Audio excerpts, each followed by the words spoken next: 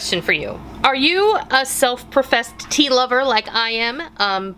Me and both of the girls really enjoy tea. We drink tea all year, whether it's iced tea, herb tea, flavored tea, whatever. You end up collecting so many boxes of tea when they're on sale, when you get them buy one, get one free, and you're like, oh, let's try this one and let's try this one. Well, then you end up with a whole bunch of boxes of tea in your pantry, and some of them end up getting shoved to the back, and you know what I'm talking about, right? I came up with a system that works for us, and it may not be the most perfect system, but I wanted to share it with you in any case. This is usually the site when you open your pantry and then you've got all these boxes, and then sometimes they get crushed or sometimes they get broken. It's just horrible. What I came up with that works for us, and I'll just move these out of the way because we're gonna be putting these inside our selected storage. So this is a scrapbook box, and it fits 12 by 12 papers. This is like a project box if you're working on a layout or if you're working on a specific project or something. Crafters will be familiar with this box. These are really inexpensive. I thought this I can utilize to keep my tea bags. But when we open up the box, I went ahead, and this saves so much space when you figure that you have this many different kinds of tea. It smells wonderful, right? Yeah. This many different kinds of tea, then you're really removing a lot of the bulk from your pantry. And if you're anything like me, space is at a premium in your pantry. So what I like to do is I just take the box of tea and I take the bags out of it and I just put them in a sandwich bag. But the one other thing that I do that you can see is I cut the front off the box and I stick it in the bag. I probably don't need to do it on this particular bag because these Bigelow teas usually come in individual envelopes.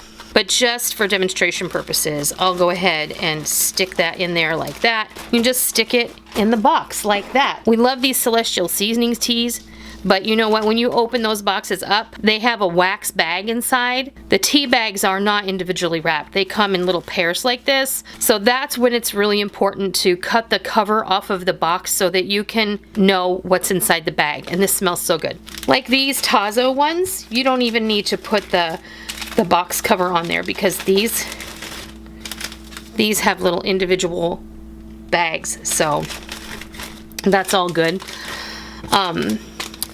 And over on my Facebook page earlier this week, I shared how much I'm in love with my new hot water kettle. And it's not really new, I've had it for about a year, but I bought it for canning because when you can like vegetables, I was getting ready to can some fresh vegetables at one point, and I thought, gosh, you know what, I saw someone else using the hot water kettle, and I thought I'm gonna go ahead and get one of those for canning. But you know what, it's pretty much taken up a permanent residence on my kitchen counter because this thing makes hot water so stinking fast, way faster than boiling it on the stove. I love that I don't have to heat the water up in the microwave anymore, that this thing just boils it lickety split. And when I'm canning and I need to have hot water to put like in jars of green beans or carrots or whatever, this heats it up super fast, and I always have hot water at the ready.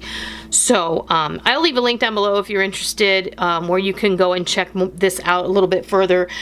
This I think was less than $15, and I know that all of my friends who live across the pond, you probably would never dream of not having a hot water kettle in your kitchen, but in America, this is not really something that is seen on a regular basis, and I honestly feel like everyone should have this. In fact, next Christmas, I think everyone is getting one of these for Christmas. Rick's parents, my parents, whatever. I think it's a really great thing to have on hand, and I think that once you use it, you'll see how much you really like it. Anyway, this is how I store all of my herbal tea bags. But this, I just thought it was helpful.